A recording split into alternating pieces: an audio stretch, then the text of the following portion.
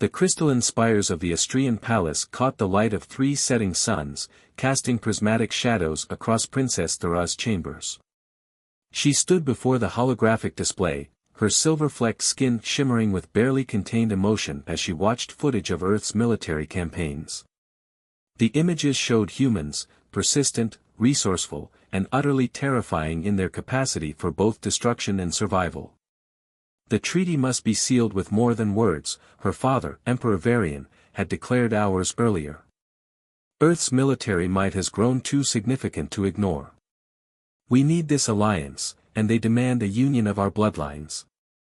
Thera's hands clenched at her sides, her normally lilac eyes darkening to deep purple with distress. The human she was meant to marry, Captain James Harrison, had led Earth's forces in their decisive victory over the feared Nexus Collective. The footage showed him in battle, a tall, imposing figure moving with lethal grace, his tactical brilliance evident in every calculated movement.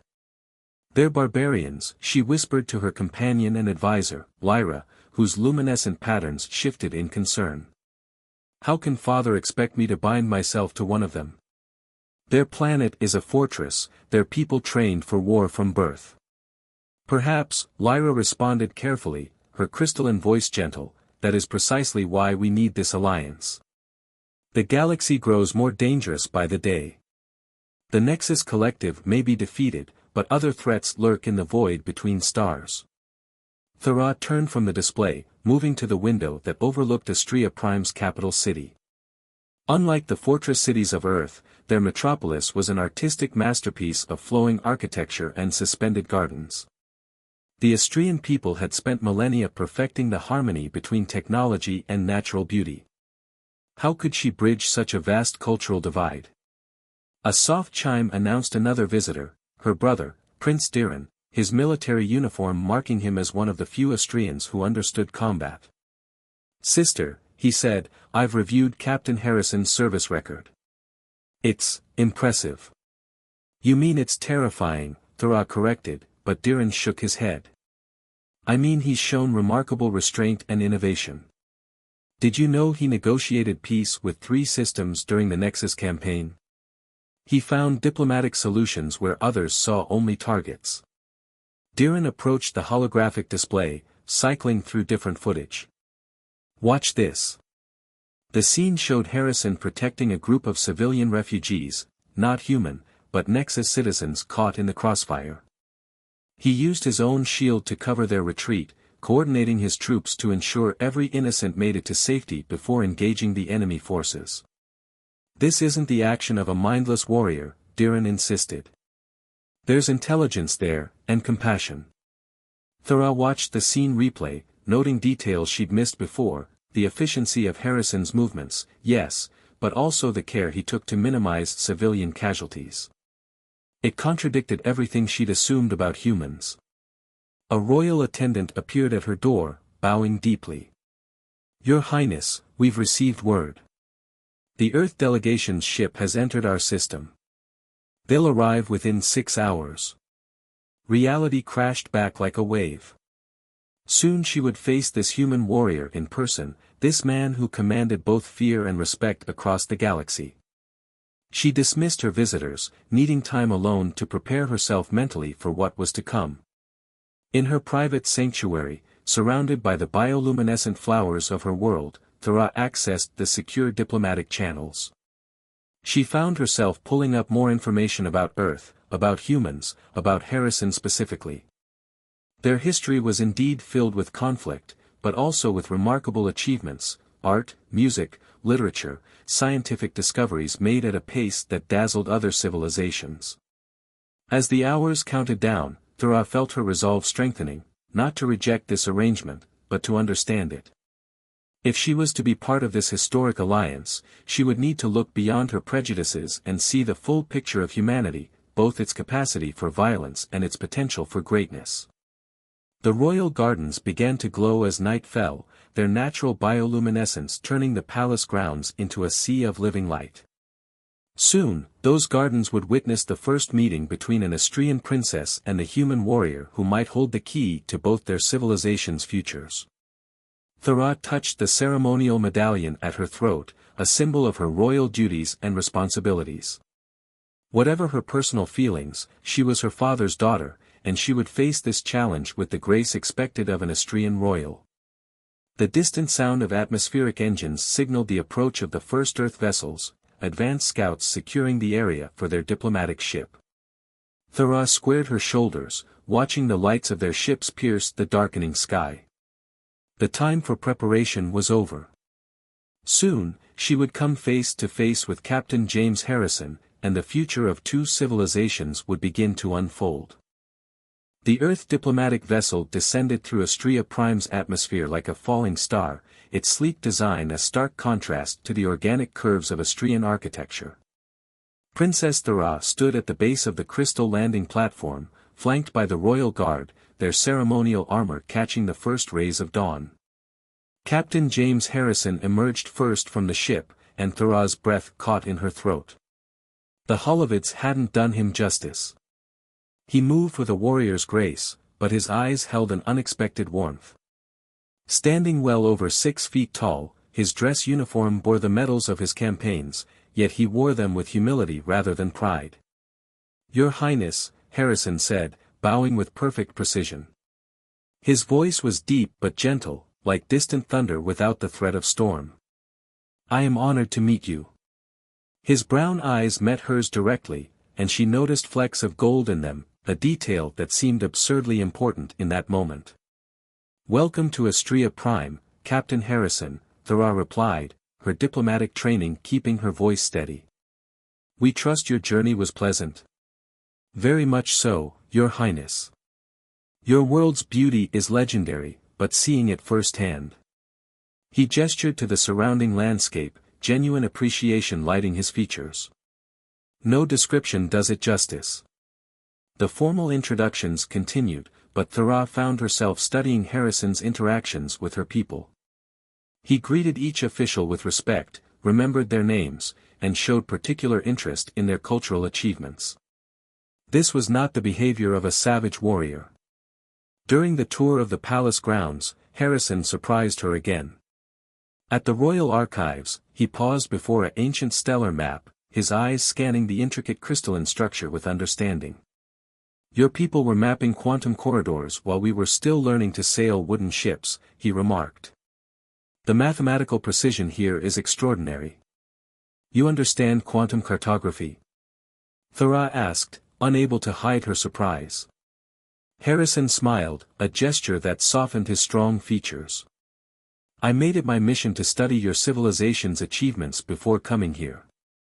A good commander knows that understanding brings strength, not just martial prowess." Their conversation was interrupted by a commotion in the nearby garden.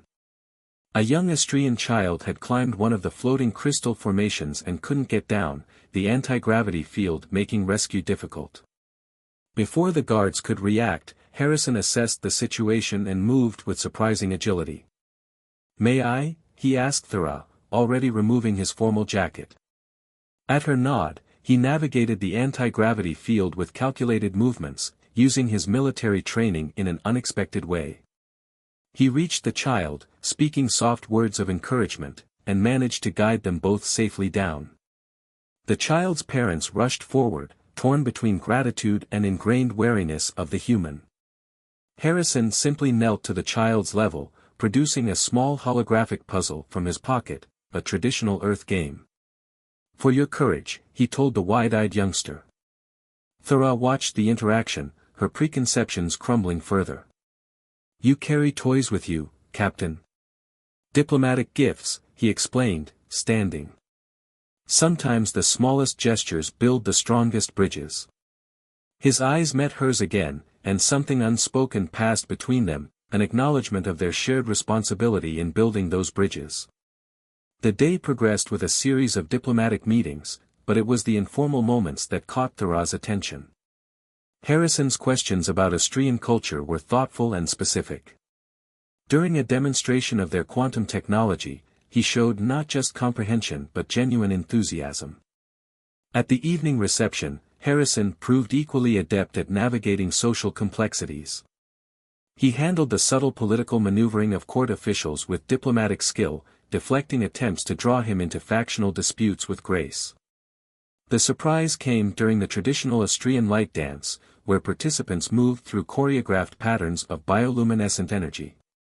Harrison not only participated but had clearly studied the basic forms. Though his movements lacked the fluid grace of lifelong practitioners, his earnest effort to honor their traditions touched something in Thara's heart. "You learned our dances," she said when they partnered for a sequence. "I learned the fundamentals," he corrected with humility. "I hope you'll teach me the true spirit of them." His hand was warm against hers as they moved through the pattern of lights. As the evening drew to a close, they found themselves on a balcony overlooking the capital. The three moons of Astrea Prime painted the crystal spires in shifting colors, creating an almost magical atmosphere. "I know this arrangement wasn't your choice," Harrison said quietly. "It wasn't mine either. But I believe we have an opportunity here, not just for our peoples, but for ourselves." Thara studied his profile, seeing now the complexity in this man who was both warrior and diplomat, soldier and scholar. "What opportunity do you see, Captain?" "To prove that understanding can overcome fear. That differences can become strengths." He turned to her, his expression earnest. "I've spent today watching you, Princess. Your intelligence, your dedication to your people, your grace under pressure, these are qualities I deeply respect. I'm not asking for love. I'm asking for a chance to build something meaningful together." His honesty disarmed her more effectively than any show of force could have. Thara found herself responding with equal candor. "I spent days dreading your arrival, Captain. Now I find myself dreading the end of this day instead." The smile they shared was small but genuine, a first step toward something neither of them had expected to find. As the lights of the city sparkled below them, both felt the weight of their responsibilities lighter for being shared. The peace of early morning in the Austrian palace shattered with the sound of an explosion. Thara jolted awake to flashing emergency lights and the wail of security alarms. Within moments, her door burst open and Harrison rushed in, already in tactical gear. "Are you all right?" His eyes scanned both her and the room for threats. The warrior she'd first feared was present now, but his protective instinct reassured rather than frightened her. "I'm fine. What's happening?"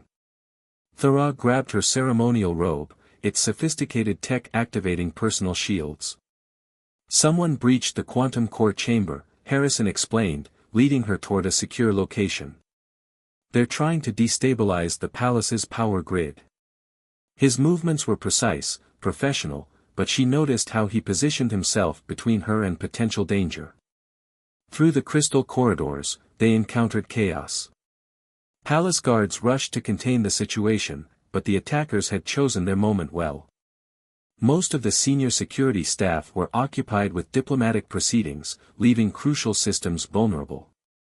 This was coordinated, Thara realized, her military training from Diran clicking into place. They knew exactly when to strike. Harrison nodded grimly. "An inside job. The timing's too perfect." He tapped his tactical display, bringing up a holographic layout of the palace. "Your security systems are being scrambled, but Earth tech operates on different principles. Look here." He pointed to anomalous energy readings. Thara studied the display, her scientific knowledge complementing his tactical experience. "They're using our own quantum fields to mask their movements, but they've made a mistake. These interference patterns, I recognize them." "How so?" "They're similar to experiments conducted in our military research division. Only a handful of scientists had access to that data." Her eyes widened with realization. "Including Council Member Vex." Harrison's expression hardened. "The same council member who most strongly opposed the Earth-Austrian alliance." Before Thara could respond, another explosion rocked the palace. Through the crystalline walls, they saw figures in stealth suits moving with military precision. Harrison pulled Thara into an alcove, his body shielding her as debris rained down. "We need to reach the central control hub," Thara whispered. I can override the quantum fields from there. Too obvious. They'll be expecting that. Harrison's mind worked quickly. Your people's architecture, it channels energy through the crystal structures themselves, right? Thera caught his meaning immediately. Yes. The maintenance tunnels. They're technically part of the power distribution network, but no one thinks to guard them because they're too small for. She paused, looking at Harrison's broad shoulders. He grinned. For a human? Maybe. But I've squeezed through tighter spots. His expression grew serious. You'll have to lead the way, princess. This is your territory. They moved swiftly through the palace's lesser-known passages. Thera's knowledge of the architecture proved invaluable, while Harrison's combat awareness kept them one step ahead of the infiltrators.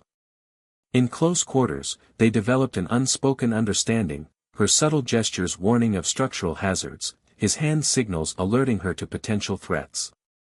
The maintenance tunnel was indeed a tight fit for Harrison, but he never complained. Thera found herself admiring his determination as they crawled through the crystal conduits, their path lit by the natural bioluminescence of the structures. There's something you should know, Harrison whispered as they neared their destination.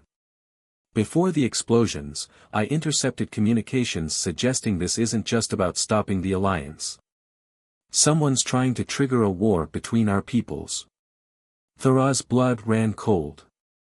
If they succeed in destabilizing the quantum core, the resulting explosion would be blamed on Earth sabotage, Harrison finished.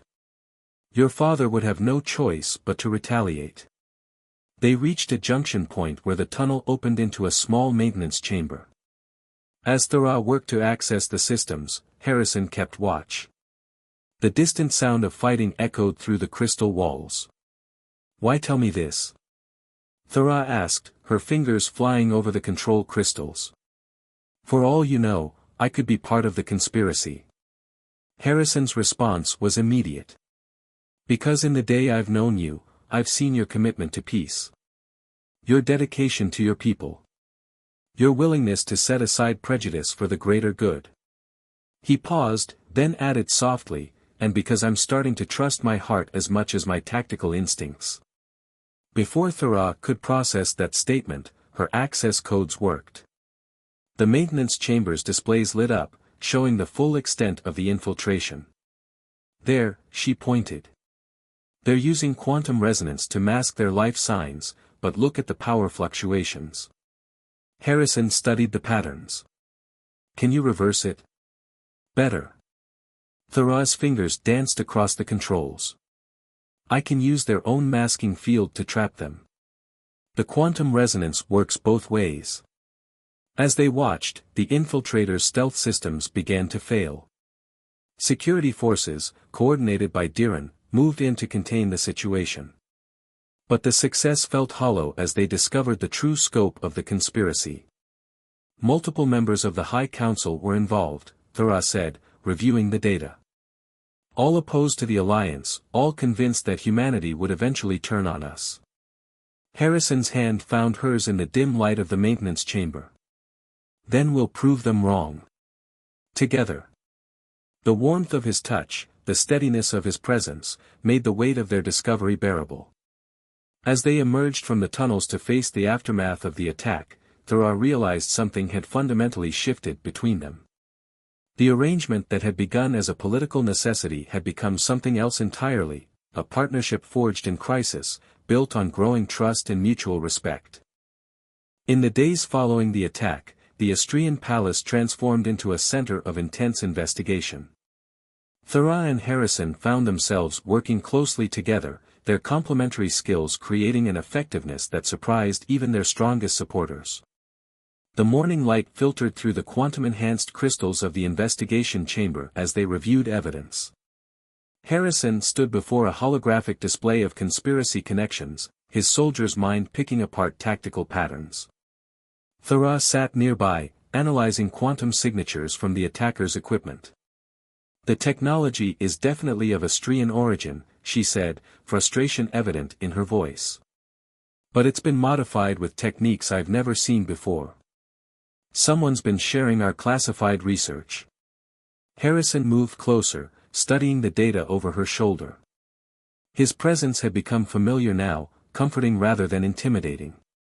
These modifications. He pointed to a particular energy pattern. They remind me of Nexus Collective tech we encountered during the war. Thara turned to face him, their proximity suddenly very apparent. The Nexus Collective? But they were defeated. Their military was defeated, Harrison corrected gently. But ideas, technologies, grievances, those have a way of surviving, finding new hosts. His eyes met hers, conveying the weight of experience. Sometimes the real enemy isn't the one you're fighting, but the one waiting to take advantage of the conflict. A subtle shift in the room's lighting announced Prince Diren's arrival. He carried himself with military rigidity, his expression grave. "We've interrogated Council Member Vex," he reported. "He's revealed connections to a shadow organization calling themselves the Purists. They believe any alliance with Earth will lead to the corruption of Astrian culture." Corruption? Thara's voice held a note of bitter amusement. "They would rather see our world burn than evolve." Harrison touched her shoulder lightly, a gesture that didn't go unnoticed by Diren. "Fear often masks itself as pride," he said. "I've seen it in human colonies too, the desperate need to preserve what is, even at the cost of what could be." Their discussion was interrupted by an urgent message from Emperor Varian. The public announcement of Thara and Harrison's union was scheduled for the following day, and security reports suggested the Purists were planning something dramatic to stop it. Later that evening, Thara found Harrison in the palace gardens, standing before a fountain that seemed to defy gravity, its water flowing upward through quantum manipulation. The three moons cast multiple shadows around him, making him appear both solid and ethereal. "You should be resting," she said, moving to stand beside him. "So should you." He smiled without looking at her. "But I suspect we both find sleep elusive these days." Thara studied his profile, noting the tension in his jaw. "What troubles you, James?" The use of his first name felt intimate, a small but significant shift. He turned to her then, his expression vulnerable in a way she hadn't seen before. "Tomorrow, we make this official. Not just the Alliance, but us. I need to know, are you still doing this out of duty alone?" The question hung between them, heavy with implications. Thara took a moment to really look at this man who had defied all her expectations. She saw the warrior, yes, but also the diplomat, the scholar, the protector. She saw someone who had worked tirelessly to understand her world, her people, her. When this arrangement was first announced, she began carefully, "I saw it as a burden, a sacrifice for my people. Now." She reached out, touching his cheek gently. "Now I wonder if perhaps the universe is wiser than we are." Harrison caught her hand in his thumb tracing patterns on her palm. "I was prepared to be a soldier in this marriage, to do my duty with honor. I wasn't prepared to find someone who challenges me, impresses me, makes me want to be better." The moment was interrupted by a sudden shift in the garden's bioluminescence, a warning signal. They both tensed, warriors' instincts taking over. Through the crystal walls, they saw guards running, heard the muffled sound of orders being given. "The Purists," Harrison growled. "They're moving early." Thara was already activating her communications array. "Diren, report." Her brother's voice came through, tense but controlled. "Multiple breaches detected. They're using some kind of quantum disruption field, our security systems are failing. They're heading for the power core again, but this time." He hesitated. "This time what?" Harrison demanded. "This time they have hostages. Council members who opposed them. And..." Diren's voice cracked slightly. "They have father." Thara felt her world tilt, but Harrison's steady presence anchored her. He took her hand, squeezing it once. "Together," he said simply. She nodded, drawing strength from their connection. "Together." As they rushed from the garden, preparing to face whatever chaos the purists had planned, both knew that tomorrow's announcement, if they survived, would be no mere political theater. Something real had grown between them, something that transcended duty and defied prejudice. The future of two civilizations hung in the balance, but in that moment, running side by side through the crystal corridors of the palace, they were simply two people who had found each other against all odds, ready to fight not just for their peoples, but for the future they glimpsed in each other's eyes. The Astrian palace's power core chamber pulsed with unstable energy, its quantum fields distorted by the purists' sabotage. Emperor Varian and the other hostages knelt at the chamber's center, surrounded by masked figures whose stealth suits rippled with modified Nexus technology. Thera and Harrison moved silently through the maintenance tunnels above, their earlier experience proving invaluable. Through gaps in the crystal structure, they could see the scene unfolding below.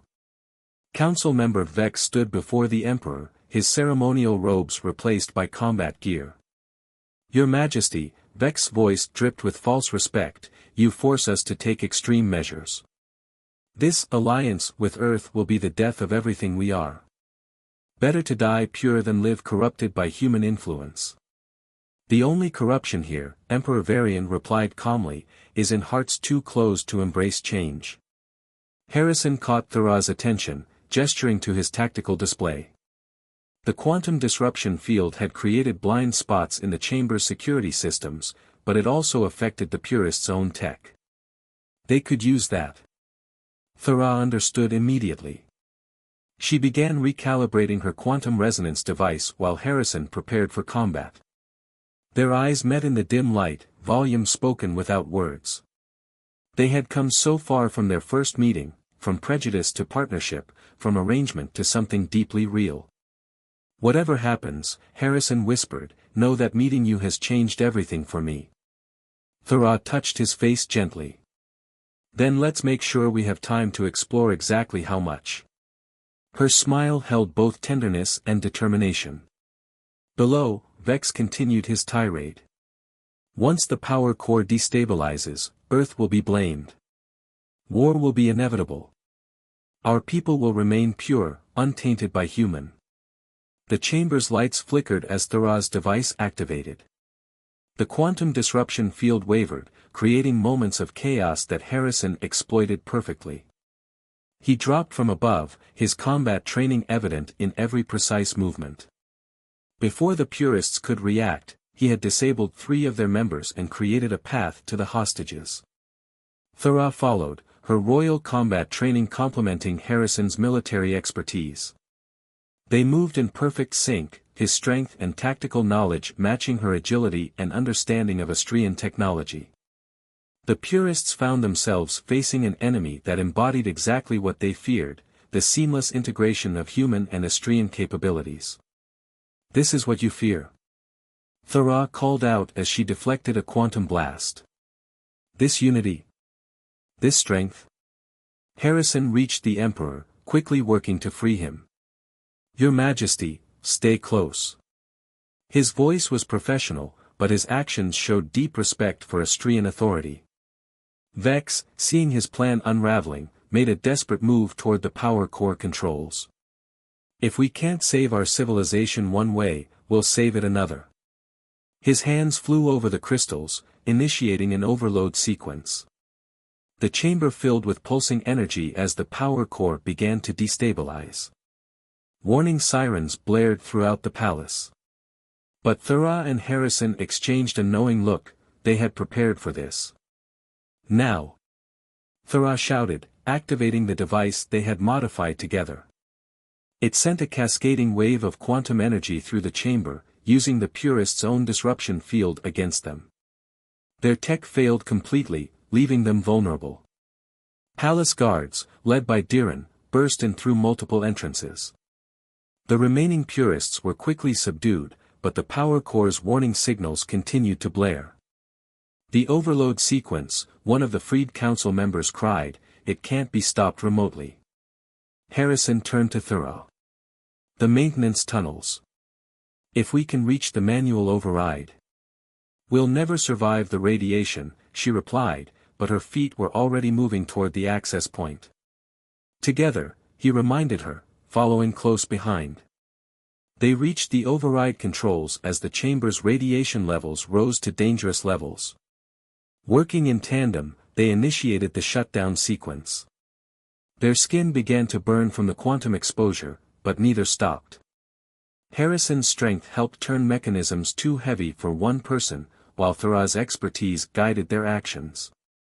With a final surge of effort, they completed the shutdown. The power core's angry pulse subsided, returning to its normal peaceful glow. They collapsed against each other, exhausted but alive. In the aftermath, as medical teams treated their radiation exposure, Emperor Varian stood before the assembled court. Today we witnessed not just an attack on our way of life, but a powerful demonstration of why this alliance matters.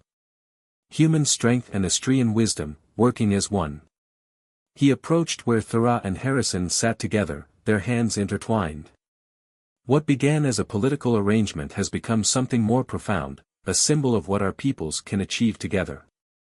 Looking up at her father, Thara spoke clearly despite her exhaustion. The purists were right about one thing: this union will change both our civilizations. But change doesn't mean loss. It means growth. Harrison squeezed her hand. Where they saw corruption, we found completion.